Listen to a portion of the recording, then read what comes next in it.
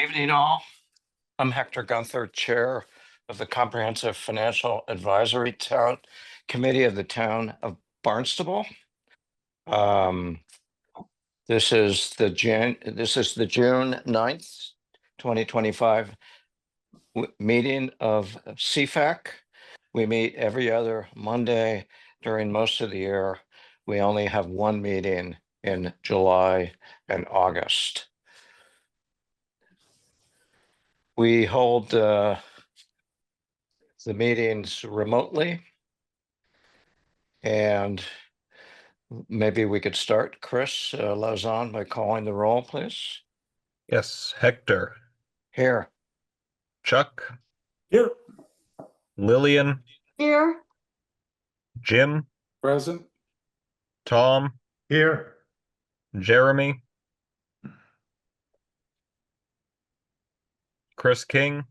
Yes, here. And I am here. Great. And I say we have Betty Lutke on as well as Teresa Santos.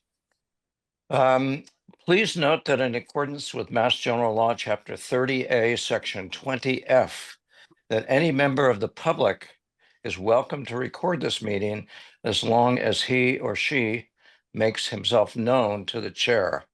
Is there anyone who wishes to record the meeting? Seeing none, I will invite public comment. I see no members of the public here. So I'll accept a motion to approve the minutes of May 27th. So moved. Second. Great. Any discussion? None. I read through them. I thought they were fine. I didn't see any errors or needs for changes. So if no other comments, Chris Lauzon, would you call the roll, please? Hector. Yes. Chuck. Yes. Lillian. Yes. Jim. Yes. Tom. Yes. Chris King. Yes, approved. And I'm a yes. Great. So the first topic for tonight's meeting is to talk about the revised funding model for the comprehensive wastewater management plan. This is a model that Mark Milne and his team developed last year, and it's been updated last month to account for the fiscal year 2026 budget. So Mark, I think I'll just turn it over to you and let you proceed however you'd like. Great. Okay. Can everybody see my screen okay? Yes. Yes. Good. So here we are on what we call the dashboard, the very first worksheet in the file. And this is where you can make adjustments to several different assumptions up here in the top left-hand corner of the worksheet for multiple items. And I think what I call this this is really a conservative base case. And I'll explain why it has some ultra conservatism built into it. The first thing here that I did was I reduced the percentage change in lodging taxes, meals taxes, and vacation rentals to a negative 10% in the event that there is a slowdown this coming summer season. There's been some news out there that bookings are slightly down during reservations. I think the Cape Cod Chambers issued some of this news. Specifically Canadian visitors. I think we do receive quite a few Canadian visitors on an annual basis, and the bookings from those visitors seem to be down. And so I put some conservatism into the revenue projection just for fiscal year 26, kind of really to see how this model would play out. The second thing I did here was to make sure that there was no contribution from New England One over this 5-year period in the event that that project doesn't take place. And also I have in here no adoption of a flow neutral policy. And the only reason now that will come before the town council at the next meeting on June 26th for a first read. We do anticipate to have a flow neutral policy, making us eligible for more favorable financing rates through the state revolving loan fund. But I set this to no. You can toggle on this and, change it to yes or no. But I set it to no just to show whether or not, if something happened, would we be able to finance all the projects that have been approved to date, including the fiscal year 26 appropriations that just took place in May. And so with all of those assumptions set at those choices for fiscal year 26, the graph here down below shows that available resources on an annual basis continue to exceed the subsequent year's commitments. And you can see I've added a new line here, which shows what the outstanding debt is. And because of the hundreds of millions of dollars that have been approved to date that we anticipate on borrowing, you can see our outstanding debt grows to over 200 million by fiscal year 32, which is, we're estimating the last year of the loans that we will issue for everything that's been approved through 2026. Okay, so this does not include any project funding for 27, 28, 29, or 30.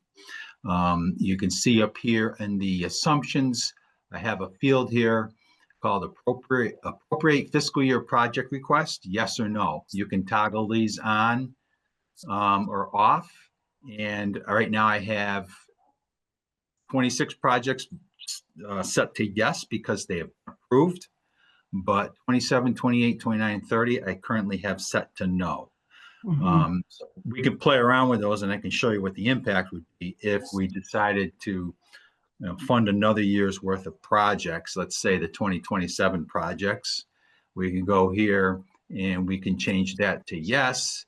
And you can see we immediately become under a deficit here as a result of not having enough resources to fund projects in 2027. So we would have Mark, to, yes. Mark, what is the amount?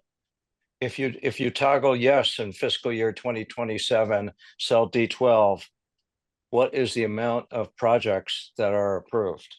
Right. So if you go over to tab 10 here, which is fiscal year 25 to fiscal year 30 CIP, if I click on this, here's the projects for 2027. We have Long Beach sewer expansion for 11 million. I'm just looking at the big construction projects. We have Long Pond Centerville for 39.5 million.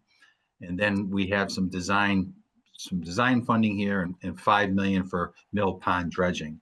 And I've built in a little bit of inflation onto those project values. So if you see the table down below here, those numbers are a little bit higher because I've built in a 5% inflation factor. So Long Beach would be 11.5 million, Long Pond almost 41.5 million, and Mill Pond 5.2 million. So another 60, almost 60 million, 58,275 in costs that we would have to borrow to finance and 4.7 million in cash, which is so Mark, isn't it unrealistic to on the dashboard to tick that box no when we know there are more spending coming up? Well, that just shows we can't. This model shows that without some other changes, we can't change this we can't fund these. You know, we wouldn't want to bring forward appropriations if we know we don't have the resources to pay back those loans. So here's something we could do, Hector. Adopt the flow neutral policy. What if we change that to yes, because we know that's coming forward? That's going to change our borrowing rate through the trust. Okay, it'll give us a more favorable borrowing rate. We change that to yes. Okay. Look what happens. Now we're in a positive situation again. We can fund the 2027 projects adopting a flow neutral policy. Now, hold on one second. So if you toggle yes, then on the flow neutral, then you have to go back. And if you toggle yes on the cell D12 on the dashboard, Yeah, that shows that the funding is available. shows the funding is available. Yep, we're funding the 2027 projects, and we're Okay. adopting the flow neutral policy. And the result is that we have the resources available to pay for those loans. Okay, but if the town council does not vote in favor of the flow neutral policy, Right. what happens? What happens that if to fiscal no. year? Sorry? Yeah, if they don't adopt the flow neutral policy, we have that deficit situation Okay. as illustrated here. Okay, and again, I come back to this is a multi-year effort to install these sewers, and Mhm. I think it's an unrealistic conservative assumption to assume that there will be no project requests in fiscal 2027. Okay, so we got 2027 funded. We got that set to yes. Okay, all right. We expect the flow neutral policy to be adopted. We set that to yes, and Okay. we're in a positive situation. Right. Okay. Okay. But then And then fiscal what- 28, if that goes to yes, are we negative? I mean, We're shouldn't you negative set again. all of those to Yes. yes?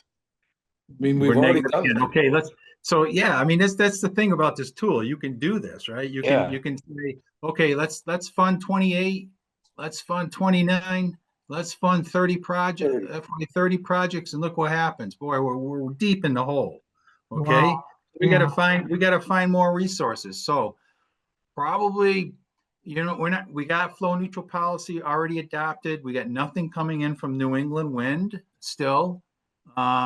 What happens if we did get something from New England wind? That project move forward, we get 16 million. We're still in a hole. That's not going to solve our problem. So really all that's left is finding more resources, and that resource is the general fund contribution. You'd have to go here and you'd have to start increasing the annual general fund contribution from, you know, we're committed to bringing it up to 5.75 million right now. In order to fund all these projects, we're going to have to increase that to something higher. So How much higher, for example? Let's see what it would take. So let's say we add another $1 million a year for the next 1, 2, 3, 4 years, and we bring it up to 6750. And then this one, we bring it up to 7750. And then we bring this up to 8750.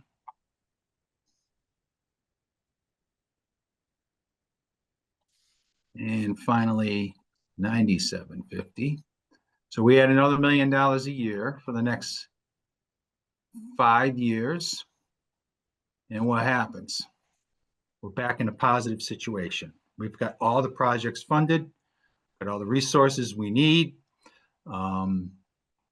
And That's our assuming the outstanding debt, 16 million from New England wind as well, though. So if that Yep. goes away, take that out. If Take you want that to out, take yeah. that out, Where we're is pretty that close to 16? being Where's the positive.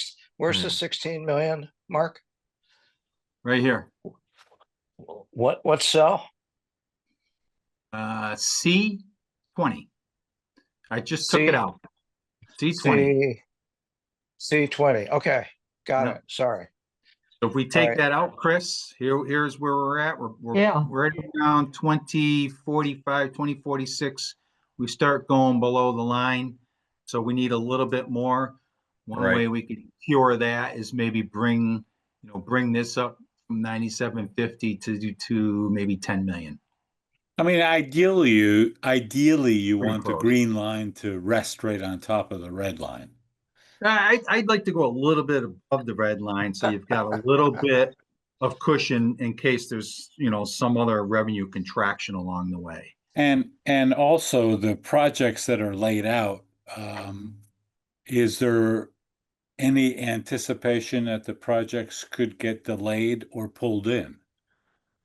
Absolutely. I mean, we're I mean, looking at, I'm sorry, there should be variability to the projects, but Yeah. you have them set right now, and that's how you'd want to look at them. But there will be variability in some of the projects. there could be, there very well could Yeah. be. We could have, the state the state revolving loan fund came out this year, with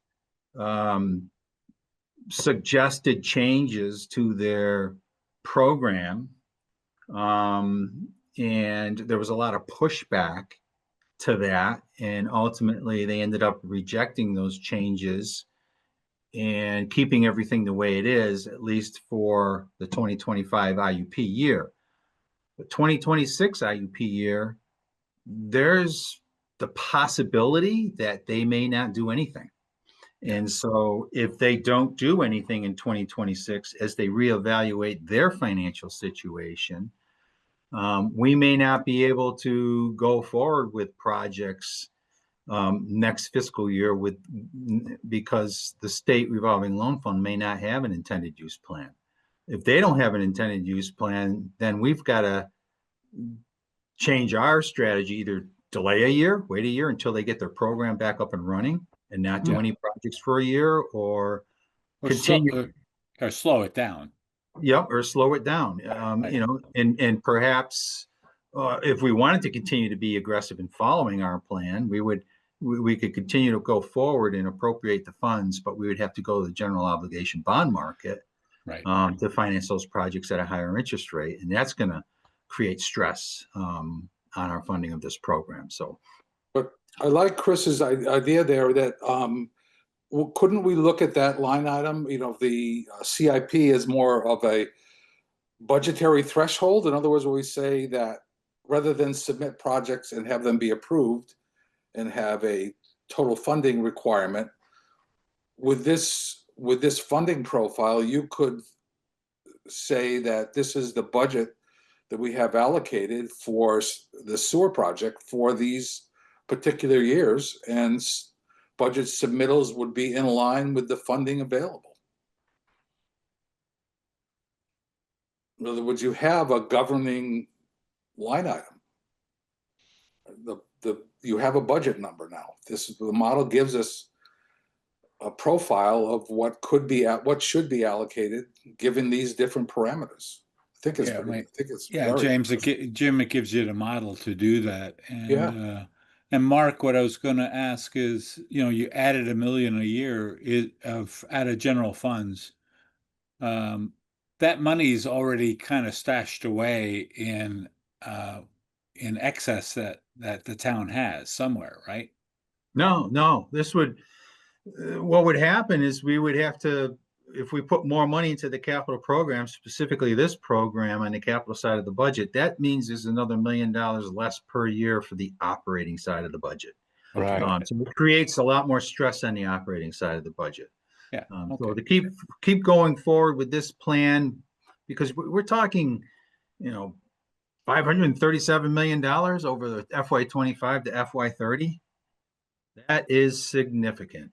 Yeah. And perhaps one of the strategies would be to go to the voters and seek a Proposition 2.5 override to provide the necessary tax dollars to fund this next 5 years of capital, Right. instead of taking it from the operating budget. Right. Mark, Wouldn't that be the first step in the process to find out what the voters or the citizenry feels about funding the 537? Because if that were to pass, then it would relieve the other requirements on the profile, If it Mhm. didn't, then it would require kicking in a longer project period, right? It's no longer going to be a 30-year project period. It's going to be Right. something It will longer take more because, time. right? Mhm. Yeah. It certainly will take more time, because we can't sacrifice everything else that we do to build Right. out this within a 30-year period if the resources aren't there. It's just not realistic to expect that we're going to stop doing all kinds of other things and implement this program as illustrated right here with these projects over the next 5-year period. Would an override be better than a debt exclusion? Because the override is permanent and the debt exclusion is until we finish paying it off. Yeah, I mean, the debt exclusion is more palatable, I think, to voters I because think it has so, yeah. a definite time period to it. It goes Yeah. away when the debt payments Yeah. go away, and so it's easier to gain support for a tax override when it has a limited time period associated with it. Problems Huh. with operating overrides is, yeah, the initial year that voters approve an operating override, the initial year you have to use those additional tax dollars for the purpose that you stated you were going to use them for. Subsequent years, they could get reprogrammed by future councils in other areas.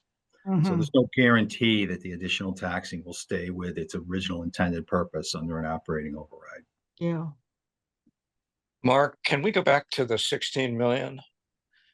I thought we talked about this 16 million at the last meeting, and didn't we say that the town council has not allocated this 16 million to the CWMP? That's correct. They have not. So this assumption is that they would. Okay, Right now, it's set to 0, so it could be used for something else. If we had another funding source, like an override, a debt exclusion override for this program, if we were to get that $16 million, we could put that maybe towards the general fund and help Okay. the operating side of the budget. and then that's the Park City Wind, the second project, HCA fee. That's been instead of spread over 25 years. The side agreement signed last June calls for the developer to pay it within 60 days of financial close. What about the HCA fees for Vineyard Wind? Not Do part of those this show? fund. Not part of this fundings. No, it doesn't fund. And the HCA payments for Vineyard Wind are in a water stabilization fund dedicated for our drinking water. Right. Okay. So when would the town council consider allocating all 16 million, and how realistic do we think that is to allocate all 16 million to the CWMP? Has that even been discussed at the council level? No, we haven't brought forward a proposal yet for the council to consider what to do with the 16 million. But if it would certainly this could be something that they could consider doing, offsetting, project costs in this program with it, or they could decide to put it just in the general fund to provide some operating budget support. But the thing Right. is, it's a one-time payment, so it'll just build Yeah. general fund reserves if we did that. You couldn't Right. like, decide to provide 20 new positions for the school department and then use the 16 million for that, because you'll run out sooner or later. It'll run Right. out. Right. So in your base case, and I'm sorry, I'm looking at your version of the model on my iPad, so it's very small. In your base case for the New England Wind contribution, did you make that 16 million or 0 Zero. in your in your conservative case? Okay. All right. Well, I think that's the appropriate way to treat it. I do go back to funding the future fiscal year requests, and I think it's line 12, the appropriate fiscal year project requests. I think it's fair to build a model where all those boxes are ticked yes. Yep. And if we do that, what we've been talking about with the council for years now is that eventually we're going to need a new revenue source, potentially a debt exclusion override, to continue with this Yeah. program. And that's certainly that's what's going to happen if we're going to fund every single one of these, all the projects that DPW has identified through 27 through 30. Right. And It- and I agree with Chris and Jim that I would tick all these boxes, yes, in a conservative base case, but then hold open the option of fiddling with the individual year projects as circumstances dictate. So for example, removing one or two of the projects in 2028 and pushing them to 29 or 30, that sort of thing. But I think as a general proposition, I would make that line yes all the way across through fiscal 30. Yeah, so Mark, are debt exclusions or general obligation bonds the only way to fund this? If you tick all the boxes and get that done, or is there anyone looking at any out of the box ways of doing this? I'm Well, just thinking out of the box. That's all. yeah, I mean, we can't create taxes on our own. We have to have legislative authority to do, any kind of revenue generation. Obviously, sewer assessments, we do have the capability of increasing our sewer assessments. Right now, they're capped at 10,000. There could we could change that. We do have I do have a worksheet in here for sewer assessments where you can toggle these numbers and change them. You can see I was playing around with them here, moving them up What- from What $10,000 work to is something that higher. Is that tab 9? The cap is $10,000 currently. Yeah, Yeah, but it's that. maybe my question mark was a little different, was is it the town council's responsibility to look at and come up with the ideas of how to fund this? Or is it, is there another group of people that we could task to do that? It's a bit, the administration working with the town council, and over the years we've done a lot of things, Yeah. to dedicate resources to get us where we are. We're in a position right now where we've been able to do close to $300 million in appropriations, and without any significant negative financial consequences or to other areas of the budget. But there comes to a point when you're talking about a program this big, there Yeah. comes to a point where you have to start talking about tax overrides. Yes. That's exactly We have right. the Municipal Empowerment Act is still out there. I expect that probably will get improved by the end of this legislative session. But even if that gets approved, it's limited. It's limited. It's only going to raise about, I think, close to $2 million a year. That's it. We need more than that. Yeah. So yeah, I mean, there's no direct grant programs that provide us grants to build sewers anymore. Everything related to sewer construction is all managed through state revolving loan funds now, and that's across the country. Every state has a revolving loan fund for drinking water and for clean water, and that's how the federal government they've switched their funding methodology from direct grants to the state revolving loan funds. So that's really the main financial resource for cities and towns across the country to build their water and sewer infrastructure. You can try to grab every new tax dollar that the legislature approves communities to raise, which is what we've done to date by grabbing the increase in traditional lodging tax. When they approved it to go from 4 to 6, we grabbed that 2% dedicated to this program. They implemented a local meals tax. We grabbed all of that, dedicated it to this program. They made the lodging tax applicable to short-term rentals. We grabbed that revenue, dedicated it to this program. All of that still was not enough. We had to start making a general fund contribution. And so, we're up to $5 million a year as of fiscal year 26, general fund dollars, taxes. Could have gone to operations. It's going to this program. And, we would have to continue to increase that if we don't have a tax override. That's the only other way to keep this program going at the pace that DPW has identified. And you could always do a little bit of both, a tax override and a delay of the program. And a delay of the program, yes. Yep. Yeah. Yeah. Well, you And I know, wouldn't be surprised if again, if the state came out next year and said, you know, we're going to take a year off from our intended use plan. We need to regroup. We have to figure out our financing. And so we're not going to have an intended use plan next year. And if that's the case, every community will probably stop and they'll take a year off as well. And Yeah. they'll push everything down the road a year until they get their plan going again. Yeah. It's very possible that would happen.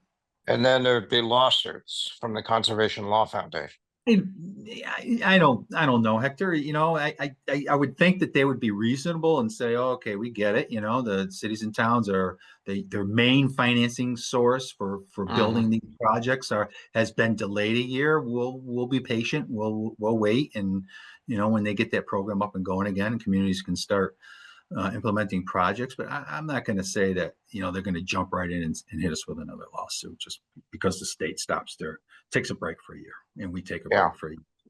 Yeah, well, to underscore what Mark just said, you know, the $500 million, last year, CFAC recommended looking at WIF as an increased revenue source and a real estate transfer tax, which of course the WIF would have generated about $4 million a year, and the transfer tax needed legislation. But no matter how you cobble this all together, you're not going to come up with $500 million. Yeah, William, It's just impossible. what's a width? WIF was the Water Infrastructure Investment Fund. Okay. it works similar, Chris, to the community preservation surtax, where communities can adopt up to a 3% surcharge on real estate tax bills to fund water and wastewater infrastructure. And so it would work the same way the CPA tax does on your tax bill. And again, it's capped at 3%. And so as Lillian said, it would generate about $4 million a year for us. Not enough to fully fund this program, but enough to get us through these next 5 years, certainly. But that would require a townwide ballot initiative to pass, just like a tax override. It's the same thing. We'd have to put that out on a ballot and get the voters' approval, like we did for the CPA surcharge. Right. But if $4 million a year, you know, if we were to add $4 million a year to each one of these numbers and say get it up to 10, 11, That would help. $10 million a year. Let's set that to $10 million a year. And you'll see what would happen. Yeah, you'd have a positive. Yeah, and we could probably go into the next 10-year phase or 5-year phase with capacity to continue adding projects. Right. Mark, could we build in as another variable a WIF?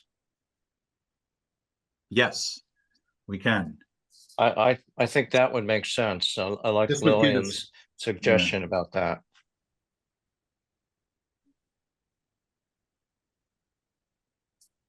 Okay. Yeah, so we can WIF, and you can see that would create a positive cash flow here. We'd have all the projects funded. Everything would be set to yes here as far as appropriate fiscal year projects. The flow neutral policy is in place. There's nothing coming in from New England Wind that gets dedicated to something else if it comes in. And yeah, we're in a positive situation. We have almost $450 million of outstanding debt by 2037. But that's still below what our debt limitation is. So that's not a problem. Where did you insert the WIF on the model, Mark? I built it into the general fund contribution here for now. That was the easiest place. I could just quickly. So you just. I can add another line and put in a WIF and call it WIF and put in Okay, but so for fiscal year 26, you changed the 5 million to 9 million? Fiscal year 27, I changed what was almost 6 million to 10 million. And Right. every year Okay, after that, I put in 10 million. okay, got it. Okay. Technically, what would be the difference between a whiff and a Prop 2.5 override? They're both lifelong, right? I mean, Yeah, they're both lifelong, but as you can see, what happens is this only funds the projects through 2030, Jim. oh, You get okay. into 2031 to 2032, 2033, 4, 5, this green line's likely to go below the red line because we have hundreds of millions of dollars of more projects that we're going to have to start financing. And even with the WIF, it's not going to be enough to get to that next 5-year phase. Mhm, mhm. But Is the co- a whiff would buy you 5 years worth of time to then perhaps figure out a strategy to go back to the voters again for another tax override, or, debt exclusion override, perhaps this time, as opposed to a whiff. Is the cost of the whole project like front loaded to the first, like 2030 is almost through the first 10 years of the project. Right. So are a lot of the substantial costs in that first 10 years, or is it going to be the same all throughout the whole time? I can't answer that, Chris. Yeah, And because are we saying that it's 1.5 billion and this is 5 billion? It seems to me that's just a third, a third, a third. I mean, there's Well, it seems like every 5 fiscal years is going to be more or less $500 million 500 based million. on that, yeah, So it's a it really 30-year depends. project.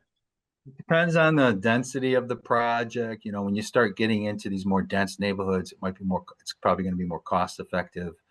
Yeah. It's building these spines, which we've done right now, are very expensive. These are the big pipes running north, south, east, and west. And, you get into the denser neighborhoods with the smaller pipes, the project cost will likely be less, but then you're dealing with inflation as well.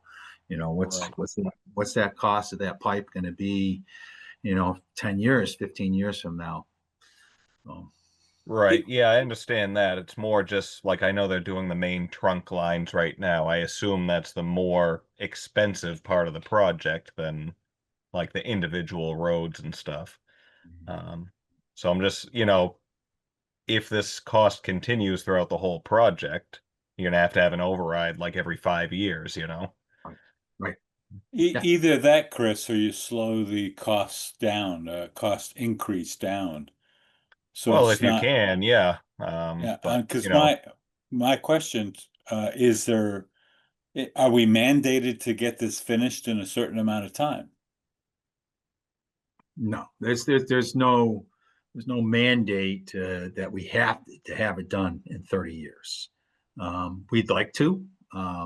Again, we still got the Conservation Law Foundation watching us. I imagine if we end up having to do it over 35 years because of financial constraints, I'm sure they'll understand that. And well, I'm not sure, but I would hope that they would understand that and cooperate. And but yeah, right now we're not under a mandate to have it done in 30 years. What And the about whole, DEP? DEP approved our project, right? And we told DEP we'd get it done in 30 years. No. So Yeah. would we have to revise our representation to DEP if we slowed things down? Sure. So de Every facto, I 5 would say years, and DPW's in the middle of doing their 5-year update right now, and they'll be filing right, an update with DEP as to the right, progress that we've made and how things are going and what our projections are for the future. right. and the performance that we're looking for is a reduced nitrogen level Right. at the shoreline, Yep. or at the water interfaces, and we're measuring that on a regular basis. I don't know what the results are, but I would assume Don't that ask me any science questions. yeah, What was your yeah, what was I your don't know question, either. Mark? Mark, what was your question? Oh well, no, Chris was Chris was talking about, the purpose of this whole thing is to reduce nitrogen into Right. our coastal estuaries, and that's being measured. Our progress is being measured by, however that's being measured. Right. I'm sure the they're point, they're probably doing point I was, sampling. yeah, I mean, Mark, I'm sorry. The point I was trying to make is that if the performance of measuring is acceptable, then slowing it down makes sense from a financial basis. If we're seeing results in a positive basis, that we can slow it down and not affect the shoreline in a negative way. That's all I was trying to say. Right.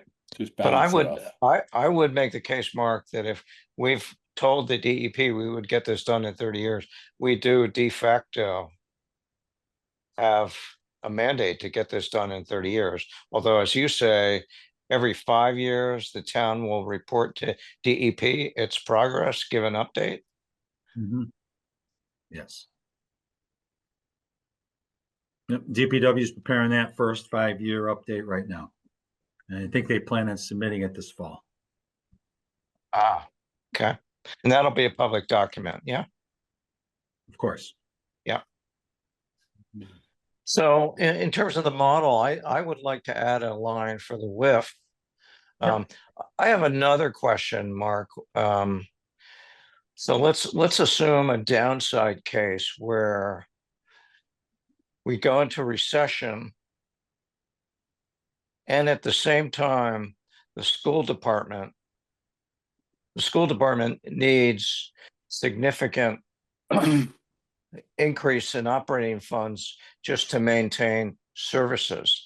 What would be the line items in here that would be impacted first? I would think the general fund contribution might be one, but what would you answer Yeah, to but that? you can't take money out of this program if we've got debt service payments Right, that we're obligated to pay. You can't take away the general fund contribution from this program because we got to continue to make those debt service payments. So to offset or to provide the school department more funding by cutting this resources going into this program, I think is a non-starter. You'd have to find okay, more places to provide the school department more money. okay, These are fixed. This program involves a lot of fixed cost, debt service payments, no budget flexibility at all. You right, gotta honor those debt service payments. right. All right. Now, what other, external events outside of CWMP would impact this model? Recession where the change in lodging and meals and vacation rental taxes Yeah. that went down for 2 or 3 years. That would Yeah. just be more and more negative. Yeah, if you think they're going to continue, maybe, but the way this is built in right now, I've got it going down 10% in 2026. Well, then Right, in 2027, you're at a much lower base, a 10% lower base, but then it starts right, going back up again. So it's right. still revenue is probably less in 27, 28, and 29 than what it was in 2025. Still, because of that big reduction in 2026. Yeah, Another variable would be the interest rate on the loans, the cost of the that's borrowing. that's Yeah, I true. think it's been consistent though. The trust has always been consistent with their Uh-huh. funding model at, at 0%. If you have a flow neutral policy, Uh-huh. they've never changed that. But yeah, that's to say, not to say that, yeah, what if they changed it from 0% to 50 basis points? Mm-hmm. Yeah. And ditto the interest rates on the general obligation bonds. Right. Those could tick up 1% or 2. Yep.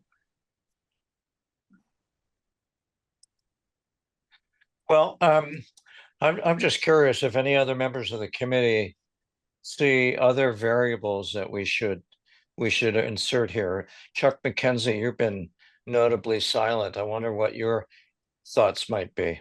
I don't have any other line items, but I did want to ask Mark, and maybe this has been covered, in which case I apologize. Do we have a best practices, competitive intelligence effort at all, Mark? I mean, do we know what other municipalities are doing facing this same kind of challenge, so we can look at their models and see what they're doing? Do we do that, or are we just kind of They're doing, no, they're doing debt exclusions. They're really trying to fund their CWMPs by looking for property tax overrides. good? It's okay. Using debt exclusion. We're the only community I know that has dedicated the revenue streams that we have to this program. Every other community has grabbed those lodging and meals taxes and put them into their general fund to fund their general fund operations. Got it. So, thank you. You're welcome. Is there a place, Mark, where there's a listing of debt exclusions on the Cape? Or is that just anecdotal evidence that you know from your travels? You gotta go to the Department of Revenue's website. If it's updated, they keep track of overrides and debt exclusions by community for a multiple year period. So if it depends on how quickly they get that updated, but that's where you would go to get that. But yeah, other than that, they could be charging a lot more for sewer assessments than we are too, but I don't know what their sewer assessment policies are. Yeah. Well, sewer, whoever mentioned that, that's a good suggestion. That topic was broached at the last town council meeting. I think by Betty Ludke, that, this committee recommended 17,000 a couple of years ago as a cap, and the council changed it to 10,000. But it might be that we as a committee want to reiterate our view, if we have it, that 10,000 is not sufficient. I don't know what people think of that.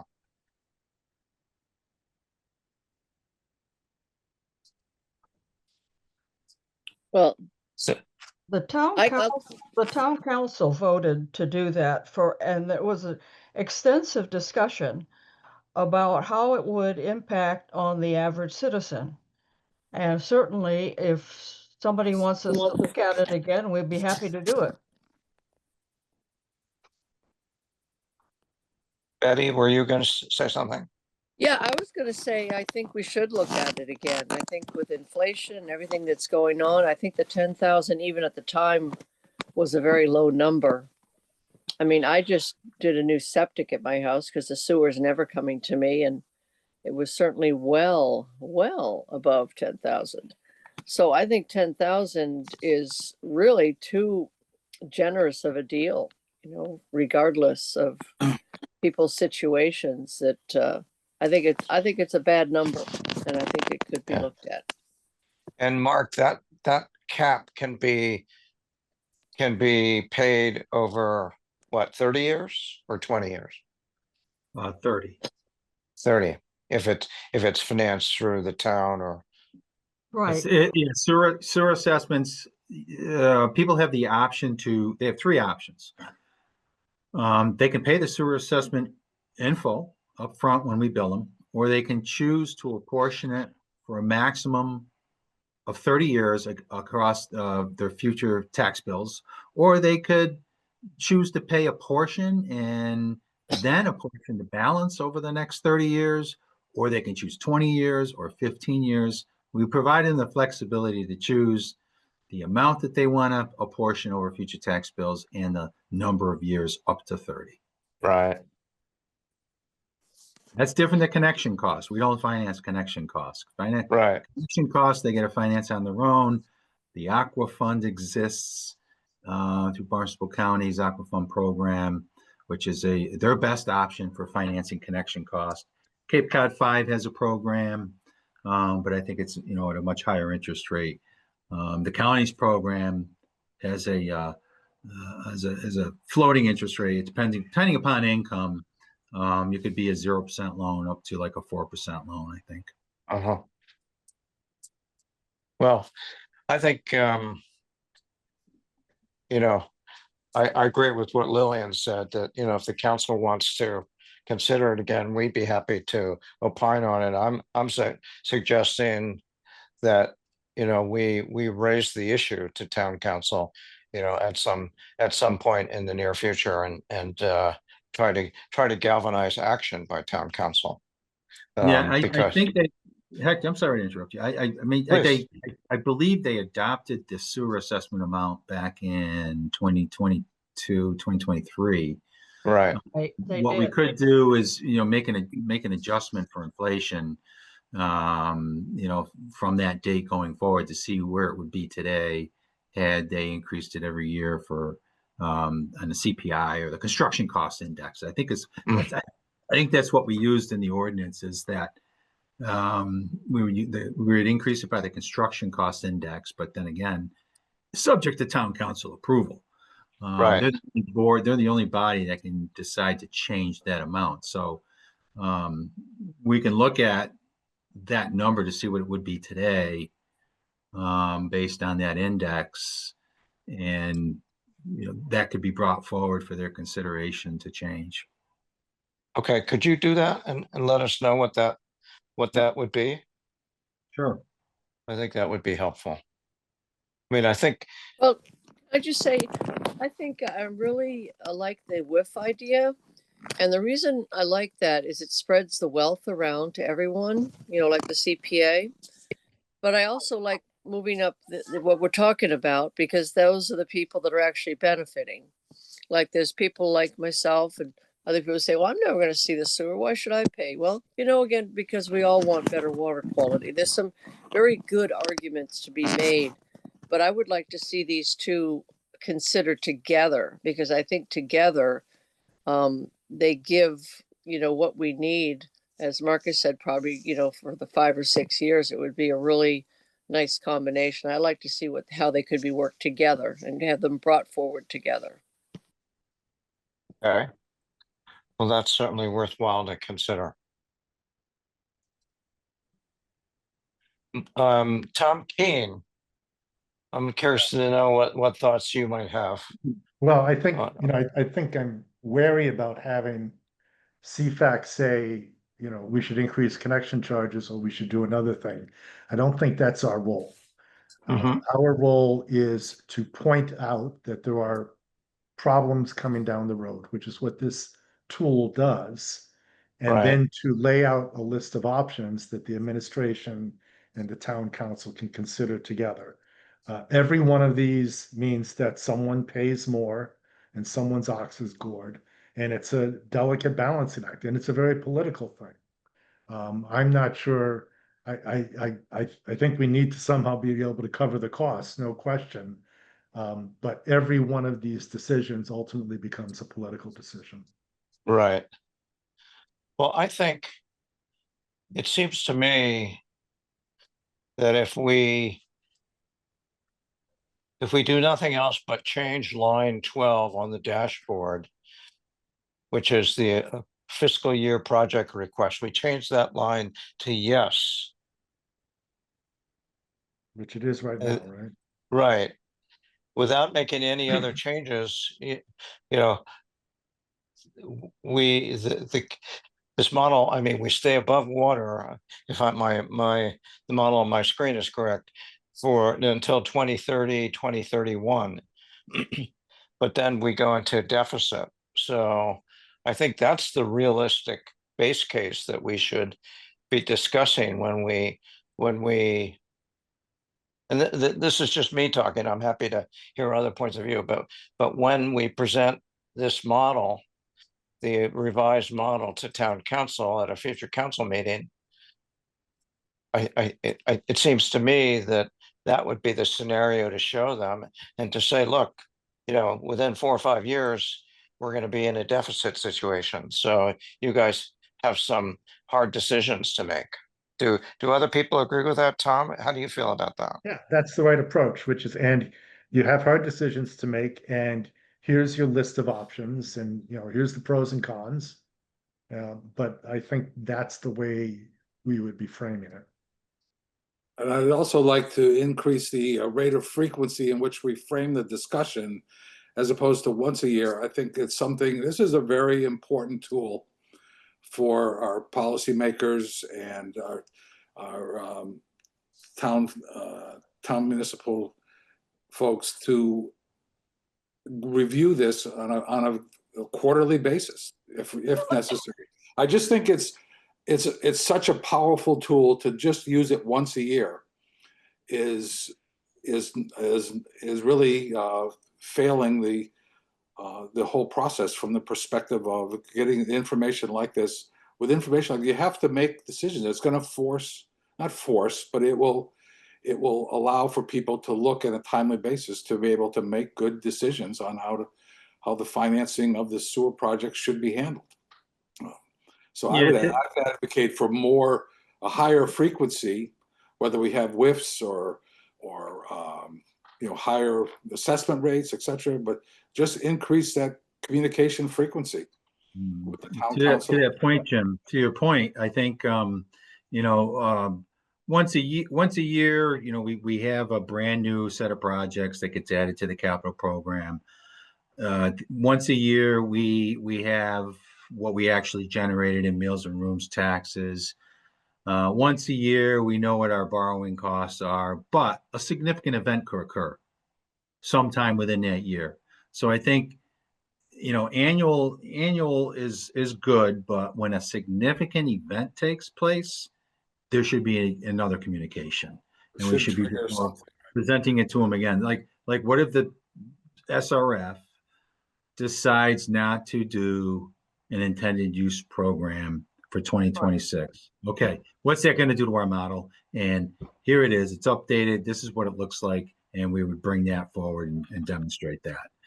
So I think, yeah, that's a good suggestion that we present it more often, particularly when a significant event occurs. Yeah.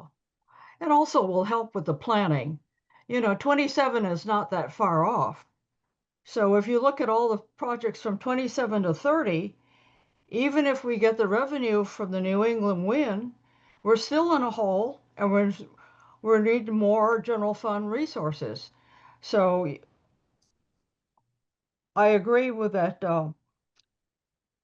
Tom's point is that we need to alert the town council that there's a challenge ahead, and they need to begin to look at resources. So go ahead. So I think in July, I think we're going to be having a workshop on fiscal policy. So, I mean, that would be the first opportunity or our next opportunity to make this part of that fiscal policy discussion, so that they can be informed as to what this program looks like, and then provide options as to what we can do to address the funding that's needed to continue in the timeline that DPW has laid out through their 5-year submissions of capital projects. Right. Can we be invited to that workshop? Because as you know, we did a report on the 2022 fiscal financial plan. Is that possible? I can ask the council leadership if that's how. I'm not sure how they're going to structure it, whether it's going to be on a Thursday. I don't know if it's going to, maybe it's going to be at their regular scheduled Thursday meeting in July, or it could be something else, a specially called meeting. But I will certainly raise that to council leaderships and see how they want CFAC to participate. Thank you. Mm-hmm.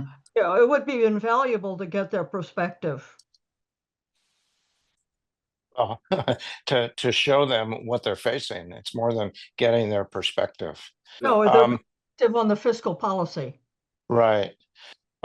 So is it the committee's sense that Mark should revise this model to add a WIF line, and then for our so-called base case for the fiscal year project request to for line 12 on the dashboard to tick all those boxes as yes.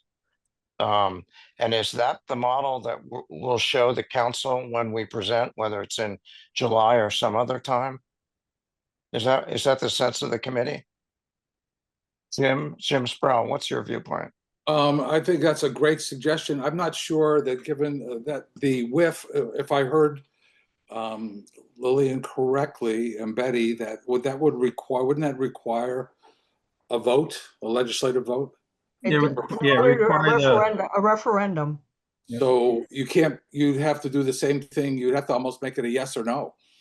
Right. Right, but so I would add, here's how I view it. We add a whiff line, but we don't invoke it for now, but add it as a variable that would be available, if the voters approve. But I think if you just add, so I've got the model up on my screen, and if you make yes, if you make all those line 12 boxes fiscal project request yes, we go into negative, we go into deficit in fiscal 2032 without Right. doing anything else. And so I would propose that that's the model we show to town council when we present, and say, look, based on what DPW has framed in their 5-year plan, and based on some conservative assumptions about fiscal 2026 with regard to taxes, we're fine for the next 5 years. But then you've got to be looking ahead, town council. Is that Yeah, what people but- think we should do? Well, we need to ask the town council to consider WIF because they're the only ones who can approve it for a referendum. Right, right. So There's no question that we need to back up a little bit and not get ahead of ourselves. right. And I'm not suggesting getting ahead of ourselves, but what I'm saying is that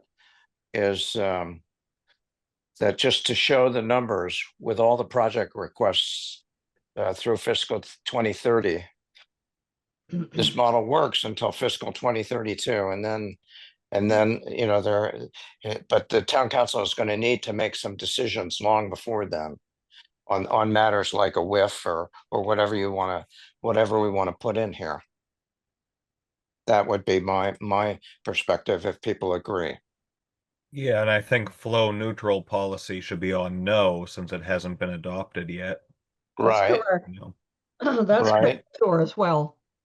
And then this New England wind, the 16 million, that should be zero for now. It's not even clear that project is going to get built, or even going to start construction in fiscal 2026. So that is properly left to zero. Yeah, and I think Mark, that chart shows, how dire the situation is. So, the Yeah. council needs to take some kind of action. Yeah. Mark, when we present this model to town council, is there a way that we can put it up on the screen so that we can show the council, if you change this number, here's how much more it goes into the red and so forth? Is that something that we could do? Yeah, we can do the same thing that we're doing right now. Yeah. Yeah. Instead of showing them a slide deck and or just talking through the issues, put the model up on the screen so that they can see it. And they, of Right. course, each of them has a screen in front of them as well. Mhm. Right. Yeah. I think we should start with the base case and then change what's a multivariate analysis that we're doing. And so we could bring in the different changes, whether it's flow neutral or whether it's WIF or whether it's Yeah. New England wind. But I think we should start with the base case with no assumptions and then present it with the different changes and possibilities. Okay. I agree with that, but the question, Lillian, is, does the base case include funding all of the project requests out through 2030? To me, that's the base case, It because doesn't. that's what's on the doesn't. table now. It doesn't. We're in It a hole. doesn't. 27 to Right. 30, we're in a hole. Right. And that's what we need And to that's communicate. what this is what they need to see. Good. I agree with that. Other people feel the same way? I agree. Sure, yes. I mean, Agreed. it's certainly an approach, there's, if you're gonna fund every one of these, you're gonna need, I guess my concern is if all we're gonna try to do here is scare them without telling them the options they have available to them, I'm not sure that's as that No. helpful. And clearly, Tommy, I mean, that's an excellent point, but clearly we would present the base case and then say, here's your menu of options to deal with it. Here are some of the decisions that you have to look forward to making. Yeah, I don't think we're scaring them. We're giving them a reality. Yeah, I and think that's say, the okay, point is if they take no action, this is what we're looking at, exactly. you know. And then Yeah. these are the things you could possibly look at. Yeah, Exactly right. if I can chime in here, if they take no action, then what I would say is all of these projects aren't going to happen. And then Exactly. we're going to have, because we don't have the funding sources to pay back the loans, can't commit Right. ourselves to loans that we can't pay back.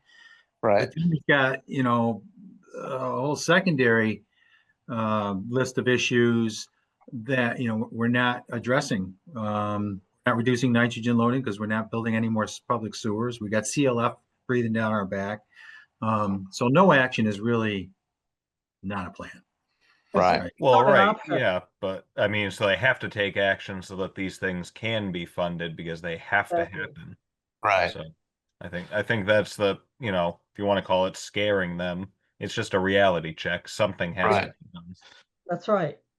We have said in numerous reports that our water resources are critical to the health of this town. Therefore, this project needs to move forward on some kind of schedule, maybe not literally on what DPW is currently scoped out for the next 5 years, but turning things off completely is not an option. Well, we're obligated to update our section 208. That's the DEP, and it's the the federal government. We hadn't done it for a long time, so it needed to be done. And so we don't have an option. So these are hard decisions that the council is going to have to make. And we're just going to present them with the case. All right. I think this has been an excellent discussion. Mark, if you could add the WIF line, I think, and we're not going to invoke a WIF now, but this is something we should put in the model for when we show the town council. Oh, yeah. And then recirculate a new base case. And then we can, what I'd propose to do is so our next meeting is not when is a month from now? When is our next meeting? 2 weeks from Oh, now. on the 23rd. And then after the 23rd, Mark, when is the meeting after that? July 28th. Okay, so July. I would propose that on the agenda for the next meeting, we come to a final resolution of the model that we want to present to town council. And hopefully that will be at the workshop in early July, and if not, some other near-term opportunity like a town council meeting in July. But how does that sound as a way to proceed, people? I thought that we were considering using the base case. Right, but the base case has been revised per the discussion. Per the discussion today, we've revised what Mark presented as a base case by inserting We're by gonna having, insert, we're gonna insert with. well, as- no, the as- real change, Lillian, is ticking all the project requests for the next 4 fiscal years as yes. That's the real change. That's our new base case. I thought we agreed that. And we can add a WIF line, but we're not going to be putting any numbers in there, but that's just as a variable that we can show the council. But the new base case is what Mark presented today, just to sum up, unless I'm wrong, is to take the base case that Mark showed us today, but revise it by inserting project request boxes, tick all those boxes, yes, out through 2030. Is that what people think we've agreed to as a new base case? Can you make that a motion? I think you're right on. So can you make it a motion? Well, would somebody make a motion? Can I make a motion? You can do it. I move that we revise the base case to insert on line 12 on the dashboard the line item appropriate fiscal year project requests, tick all those boxes, yes, out through 2030. Second it. Chris Lauzon, would you call the roll? Hector, Yes. Chuck, Yes. Lillian, Yes, Jim, Yes. Tom, Yes. Chris King, Yes. and I'm a yes. Great. Okay. That's unanimous. Any other discussion of the model before we move forward? So Mark, if you could circulate a revised model with that change and ideally with a WIF line in it, but that's not essential. Then we can go over it at the next meeting. And then Mark, meantime, perhaps you can make inquiries as to when on the town council schedule CFAC could present the new model. Yes. I think we Okay. should, include the WIF. I mean, I think it is essential because it becomes Okay. a valuable variable. Okay, I agree with that. Thank you. Okay, Okay, if no more discussion on the model, next item on the agenda is to have Mark go over the election process for chair, vice chair, and secretary. As I understand it, we'll be taking the vote at the next meeting on June 23rd. So Mark, can you just give us an overview of what we have to do? Sure, just as we do every year, we elect a chair, vice chair, and clerk for the committee. Every board, committee, commission does it on an annual basis. And with a new fiscal year starting July 1, next meeting is our last meeting, so we should take care of our housekeeping at that meeting. So typically what's done in the past is somebody has made a nomination for somebody to be to fill each one of those positions, and the committee has just then voted for each one. So I'll have that on the agenda for the next meeting for the committee to conduct their annual election of chair, vice chair, and clerk. Okay, that sounds great. That's pretty straightforward. Any questions from the committee about that? Yes, Can I have some you- comments. I was going to ask before Jim, I'm sorry, but can you throw your own hat in the ring? Or do you have to have somebody else nominate you? Can you nominate yourself? Sure. you I can nominate yourself, you can nominate whatever you like. I was just looking at the rules, if there were rules to that in nominating yourself or not. You can. Typically, I think we follow, like the council, I think follows Mason's rules as far as procedures go or rules go. And usually somebody nominates a candidate, like when they're electing a president and vice president for town council, nobody's nominating themselves. It's usually somebody nominates the candidate that they'd like to for president and vice president, et cetera. So I think following the same rules, I believe those are Mason's rules. We should probably do the same thing. Yeah. Good, thank you. Generally, generally Sorry, Jim, speaking, go ahead. Generally speaking, we have been very low key about this. So nobody has, except for this last year, nobody has campaigned for it or anything like that. Right. It's just been very low key. Right. Times change, you know, and there are different ways of doing things. Jim Sproul, you had some prepared remarks you wanted to read. Thank you for circulating them in advance. I did, Hector. You know, before we move forward with our officer election, I just wanted to take a few minutes and share with you some of the thoughts that I've had. So I did take the liberty, as you see, of writing them down. So I tend to think more clearly and have more respect in my words when I take a more formal approach. But one of CFAC's core strengths has always been its professionalism and its commitment to thoughtful, collaborative work on behalf of the town. And to uphold that legacy, it's important that we approach our officer elections in a way that reflects those same values: transparency, respect, and a collegial spirit that makes this committee so impactful. It's also important that we preserve the integrity of the election process itself. I believe CFAC officers should be nominated based on their contributions and alignment with the committee's values, not through campaigning or the behind the scenes efforts to secure votes.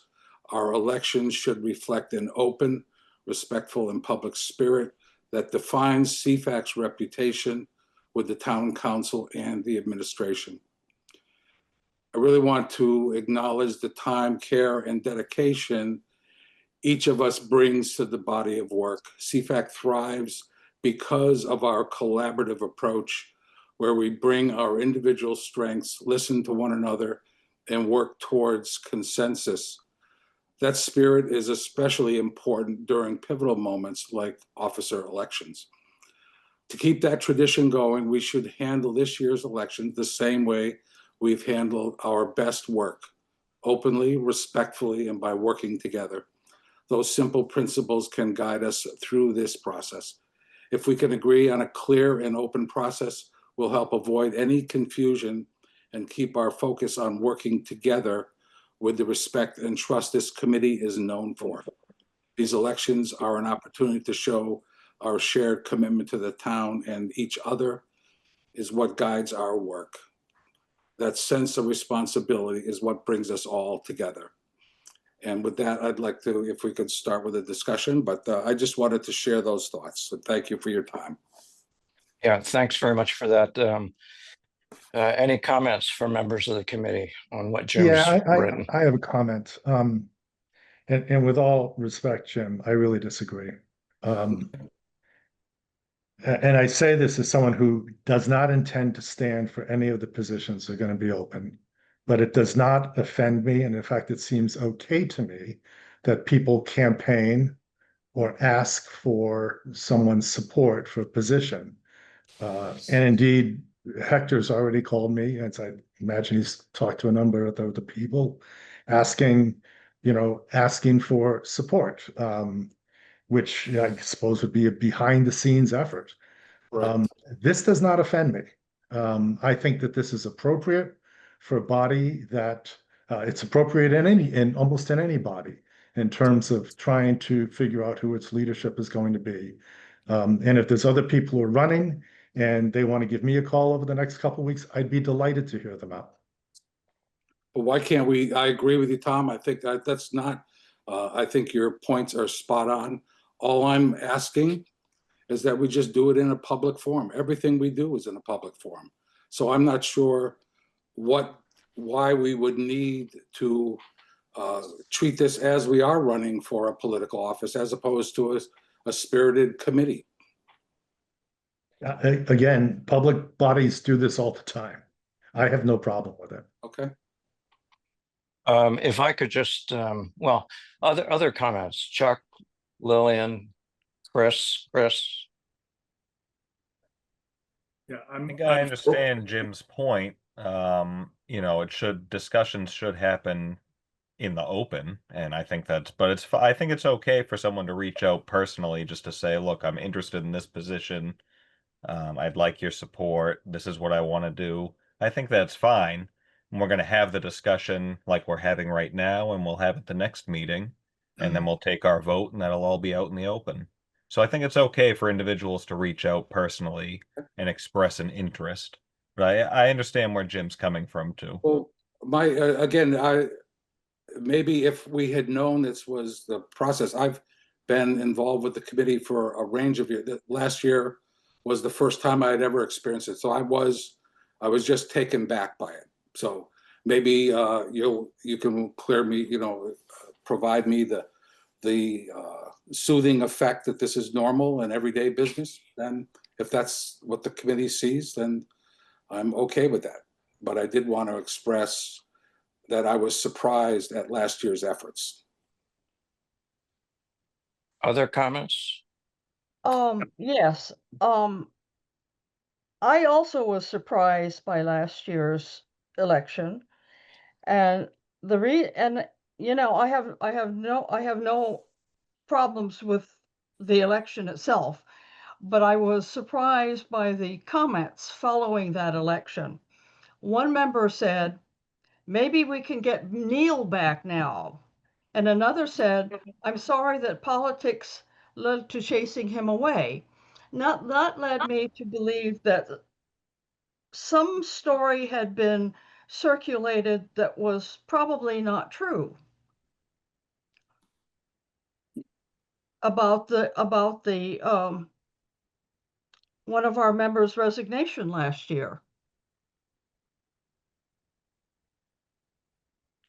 Are those comments that were made in a meeting, Lillian? I don't remember those comments. They were made right after the election. I've been in politics for all my life, and so I hear these things and I store them away and said, well, what did they mean by that? What did somebody mean by saying maybe we can get Neil back now? What kind of story was circulated that led to that comment? And the other comment was, I'm sorry that politics led to chasing him away. So, I don't know. I'd be happy to give you the straight story on it about why Neil resigned, but nobody chased him away. And there was no political agenda. Other comments? Chris King, Chuck McKenzie? Yeah, I don't have any problem with off-camera conversations if people are interested in roles, but I'm just having the conversation, I think, gets to some of the spirit in Jim's email, which is I think we all need to be aware of how we do this, what the guidelines are, what's appropriate, what isn't, and to the extent we can, to have this dialogue as a group, as opposed to in a series of one-offs. So I don't have a particular problem with any candidate making calls soliciting support, as long as everybody knows that's the process and it's okay to do it that way. And then when we get together, we have a open discussion about how we're voting. And So I think to be fully transparent, if we've already been transparent that Hector has called, I don't know, everybody or a number of people. He called me also, and we did have a good discussion. But I also think that in full transparency is to be able to go into next week's meeting and say, let's say I wanted to be nominated for a specific position. I should feel comfortable to say, I would like to be nominated for a specific position. Since I can't nominate myself, I would look towards the rest of the group to be able to say, yes, Chris, I agree. I'll nominate you for that position. And that would be in full transparency, is to be able to do it, by phone, before the Mhm. meeting or at the meeting. And to me, that's, you have full, different ways to get it done, and that's a very transparent way to get Well, it done. you make a good point there. I think what we all need to do is, what do we expect the chair to do? And what have we fulfilled this year? I have the longest longevity on my side, so let me give you some perspective. I'm finishing my 13th year, and in those years, I've seen 17 members come and go from CFAC. 10 of them left after their first term, the 3 years, because it's really hard work. The other 7, 4 died, and 3 went on to do other things. So the longevity on this committee is very short, because it does require a lot of, for those of us who've done the subcommittee reports, it requires a lot of thought, a lot of discussion, revision, and just think about it, and what we think the officers should do. Jim and I have been our former chairs, and so we know what is involved. But I do agree with all of you that we need to maintain the integrity of the committee. You know, we have a town council and town administration as respects our views and our comments, and they have confidence in our reports for their accuracy, objectivity, thoughtfulness, and forward thinking. So over the years, we have enjoyed a good reputation. And we have been asked from time to time to take on special projects, which we have done, which has added to the to our work. There's hardly much more work that we can take on because of the nature of, we're a small committee, and so there are very few more initiatives that we can undertake and do them as well as we have in the past. And so we need to think about it and move forward. So I appreciate everybody's comments. And, first I would say, Jim, I completely agree with your sentiments about the committee and open and clear process and mutual respect. One comment I would make is that when I've called Lillian, Tom, Chris, and I've also spoken to Chris Lauzon about the upcoming election. And the purpose of the call was just to sound out each of them on how they thought CFAC had done in the last year, and to solicit any ideas for future projects that we should bring forward to the committee. I think that, it's been very, there's been nothing behind the scenes about these phone calls. I haven't gotten around to calling Jeremy yet, and nor Jim Sproul have I gotten around to calling you yet. But what my leadership style, and I don't want to start campaigning for 2 weeks from now, but my leadership style has been to reach out to folks and solicit viewpoints, whether it's on a phone call or during a meeting where I call on individuals and ask their points of view. Because I think to get everybody to express his or her point of view is crucial to the work of this committee, which, as Jim Sproul has outlined in his notes, is the way we want to do things. So, Jim, I completely agree with the sentiments you've expressed. My only exception is, this notion that I'm campaigning. It's been more of just having a dialogue with each member of the committee, and it's been anything but behind the scenes. I've been very open with each one of you. So that would be my reaction. And with regard to, I agree with Tom Tom Keene's comments that this is very common. This sort of interaction is very common, in other committees and boards and commissions. People talk and people advocate a point of view, and good leaders, in my opinion, solicit viewpoints from each of the members of the committee. So that's my style, and that's what I would hope to continue going forward. I'd like to have one more comment. The chair has generally been the workhorse of the committee. And Jim will tell you that, and I have spent thousands of hours. But I hope that you, Hector, because you have not done any work on any of the subcommittees this year, will become a working member of a subcommittee at least. Some chairs have worked and written reports for both subcommittees. And this is the first year that the chair has not done any work, research, or writing of any of our reports. And so that is that from my point of view, because the chair is the hardest working of the lot, is very disappointing. Okay, well, I appreciate that comment, Lillian.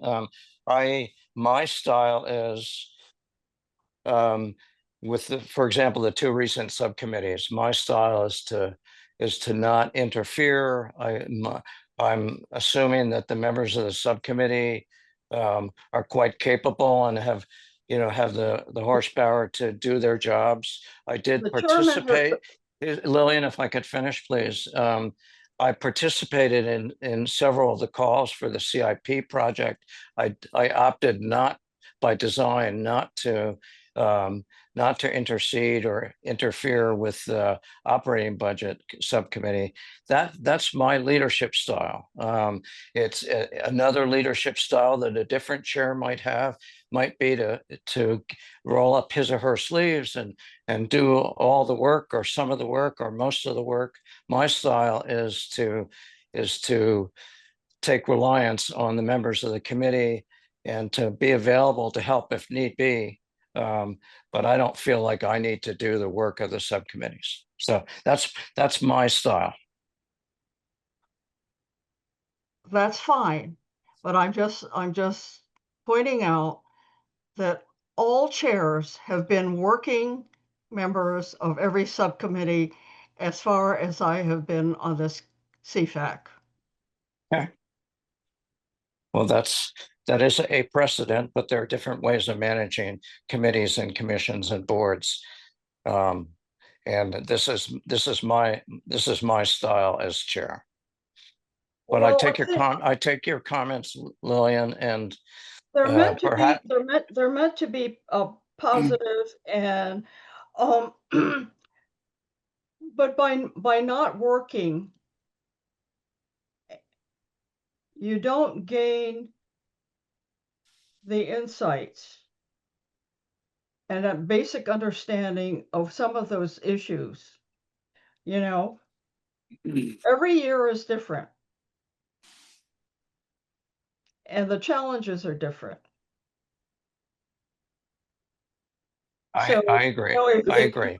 If you want to be, the philosopher king or whatever, so be it.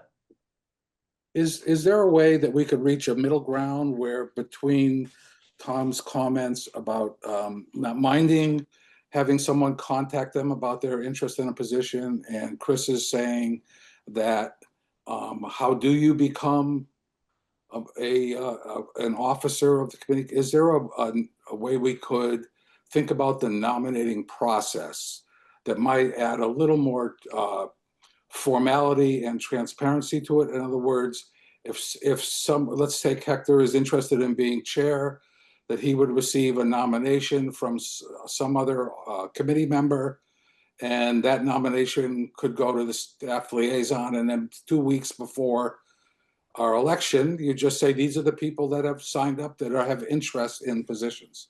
Is that at all anything worth discussing? Or if we want to just continue the way we did it last year, then that's what, that's what we can do that as well. But just trying to offer So- middle ground there.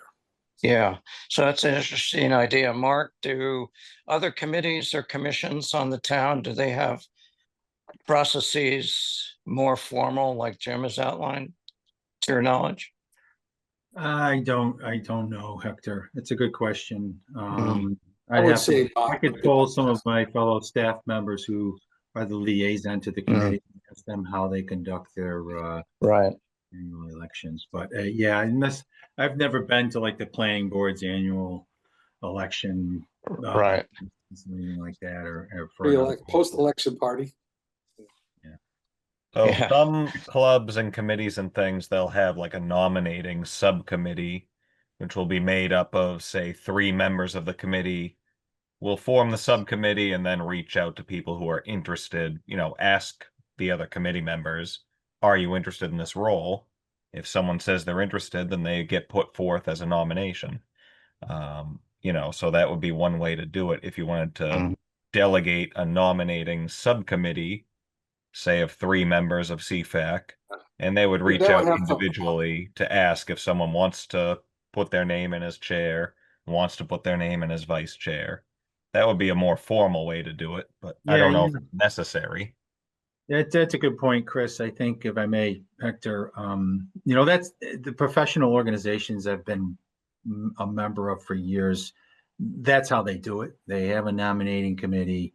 They reach out to the people that they want to nominate, ask for their if they're in agreement with being nominated, and then we have a whole slate of officers, which progresses right up. Like the first vice president becomes the president the next year. The second vice president moves up the first vice president and then becomes the president the year after that, so forth. So, if the committee wanted to do something more formal along those lines, that's certainly, an option that you can do. It seems to me that this is something we could consider. Not sure if we have the time or the process set up to do it this year. Mark, do we need to vote on the 23rd of June? It's because I mean, that's by the fact, but yeah, you can continue to be, I think, in the position of chair until the election process takes place. So the election Okay. process moves into the next fiscal year. Hector, I'd like to speak to that. This is in no intent meant to stop anything. I'm just trying to inject my personal feelings as to last year. If we want to continue the same way, I'm game. I'm just trying to have us think a little bit, just be a little bit more open and understanding. So that's all. Well, I think from my vantage point, I think we had an open process last year.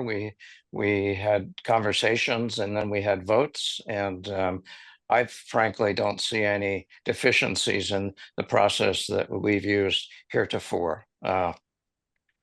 And as Tom said, this is no different from many other organizations and boards and commissions and committees. So I would suggest that if we want to change the process, either we defer the election and set up a nominating subcommittee, or perhaps go through with the election for this year and then set up a new process for future elections if people think it's worthwhile. I personally am comfortable with the way we've always done it. I'd like to make a motion that we keep the process the way it is for this year, if we have no consensus this evening, and then take a look at revamping that going forward. Revamping could be anything, but I feel very strongly that I'm not a favor of making phone calls, eliciting votes and support. I just don't think it's the right thing to do, but I do not want to stop. It's not that important. Our committee is a humble group. We just move forward, right? But I would be willing to put labor into trying to find a more, in my opinion, a more agreeable process. And Jim, I'm sorry, but I wasn't here last year, so I don't know what the process was last year. Um, can you please give just a 2 minute or 1 minute just overview of how the process should be or how the process was last year and how you'd So, like to see it again this year? so Chris King, let me take a crack at answering my vantage point of what last year was, and then Jim, you can address Chris. Last year, I spoke to several of you and indicated an interest in being chair. I spoke to Lillian and said I was interested in. I'm sorry you No, did I not. You yeah, did not last I year. called Lillian twice last year and didn't get calls back. 2 years ago, I reached out to Lillian and said, you know, you've been chair for a long time and maybe we should have some new leadership without raising my own hand. And Lillian 2 years ago said that she wanted to be chair for one more year. So that's the history, Chris. Last year, I just called around to different folks and expressed an interest in being chair. You know, and there was no subterfuge involved. It was just me making phone calls and expressing my interest. Jim? I really don't want to think about last year. I mean, last time we've really brought that all out in the open. Mhm. Going forward, there's a whole range of different ways that we can do one, from having it as simple as we just rotate if it's an honorary position, not viewed as something as of high value or esteem in the town of Barnstable. We just rotate through. There are nominating rules, nominating approaches that you could take, or we could make no change at all. But it's a lengthier discussion that should take place. It doesn't have to be. It's not the most important thing that we do. So however it fits into the calendar, it fits in. But I'd be happy to do some legwork and make proposals and create discussion points. I have a follow-up to what Jim says. I think that's a very good idea about a rotation, principally because there are so many members who only serve for one term. I think that if they were part of an officer, they might have a sense of ownership of the committee and might stay a little bit longer.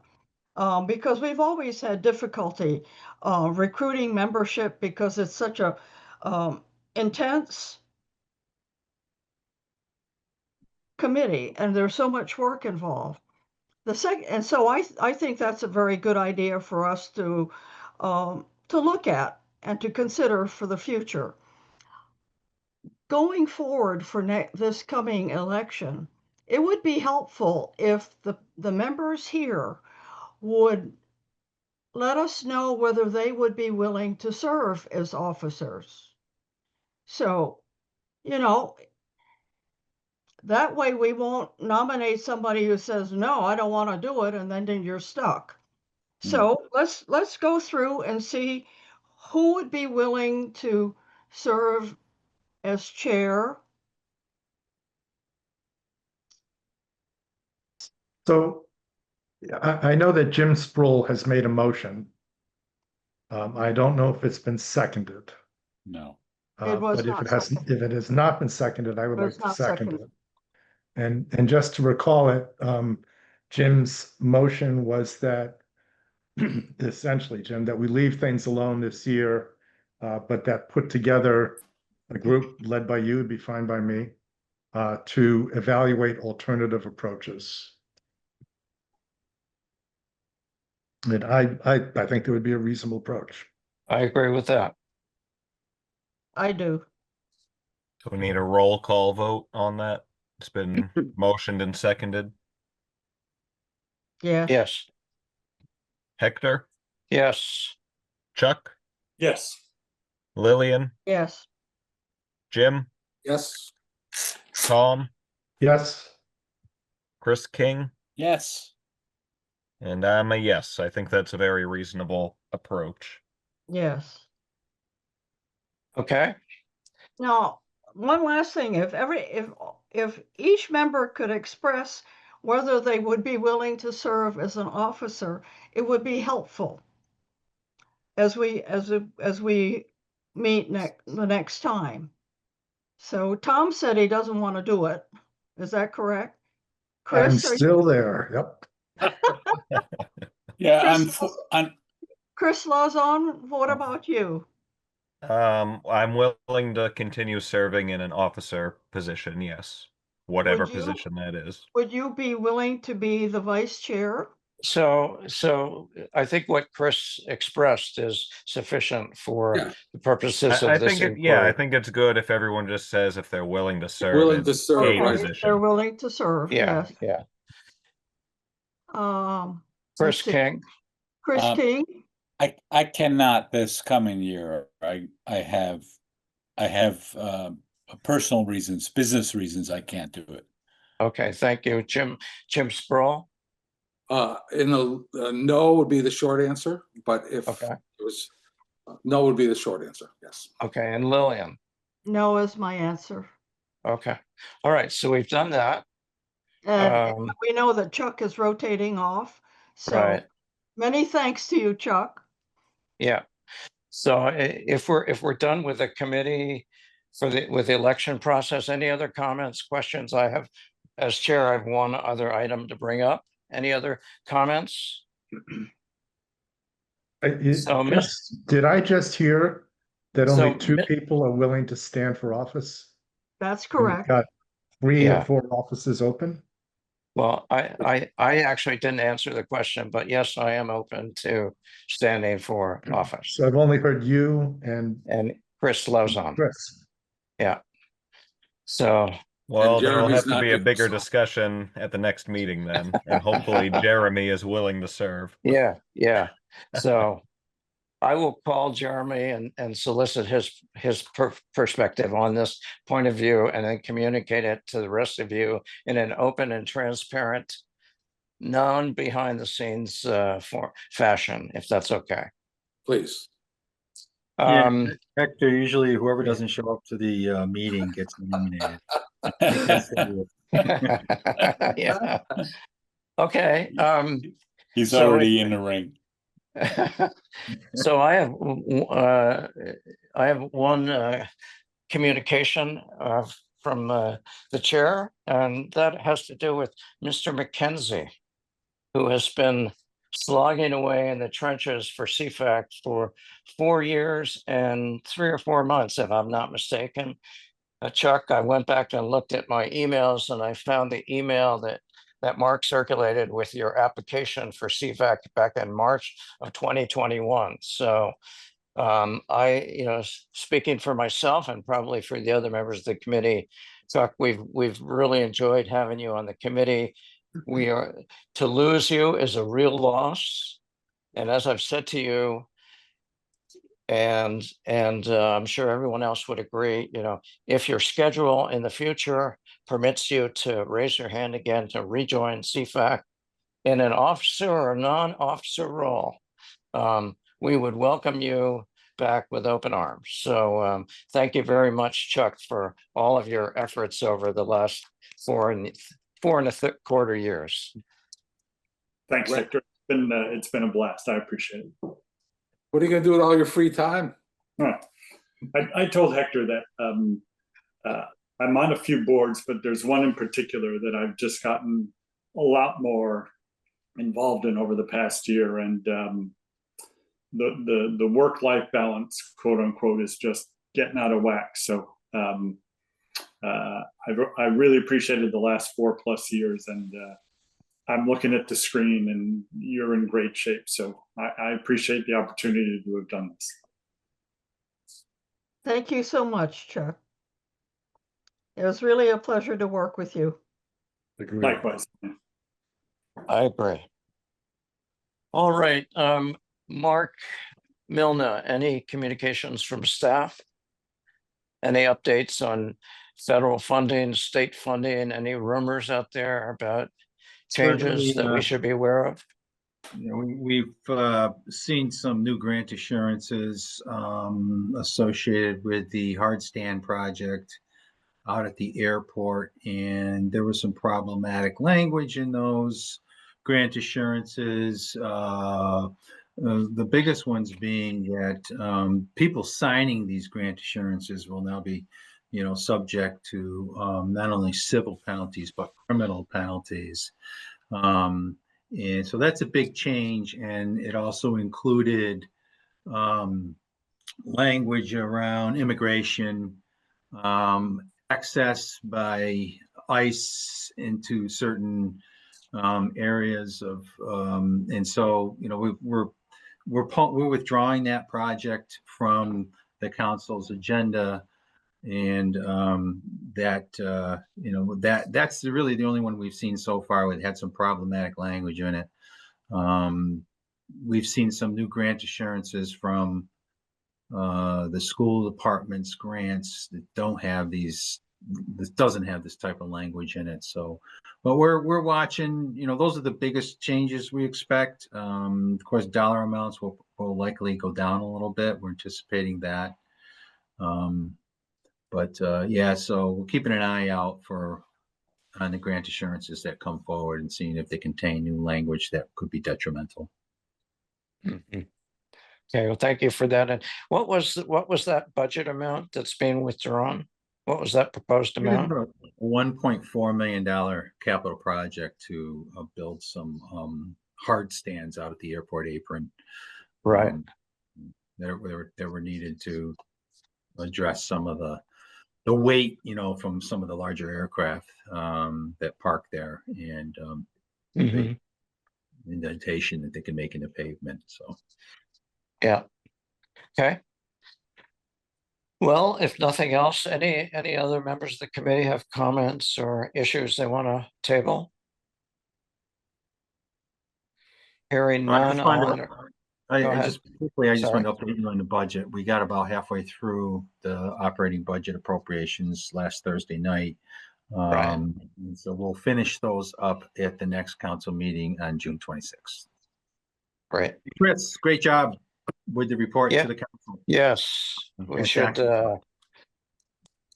I appreciate that. You're too kind. I believe if anyone's interested, Pat Desmaris did talk about some of that on his show yesterday on WXDK. So I haven't listened to it yet, but someone told me they heard a clip of the operating budget report. So feel free to give it a listen. I'm going to give it a listen. So a clip of your remarks, or a a clip of my this- remarks, and they were talking about housing and things like that. But like I said, I haven't listened to it, so somebody told me they heard it. Okay. All right. Well, realizing that Chuck McKenzie will not be participating in the June 23rd meeting, Chuck, so this is so long but not goodbye, or is it the other way around? Goodbye but not so long. We hope to see you again, Chuck. And with that, I'll entertain a motion to adjourn. So moved. Second. All right. Chris? Hector, Yes.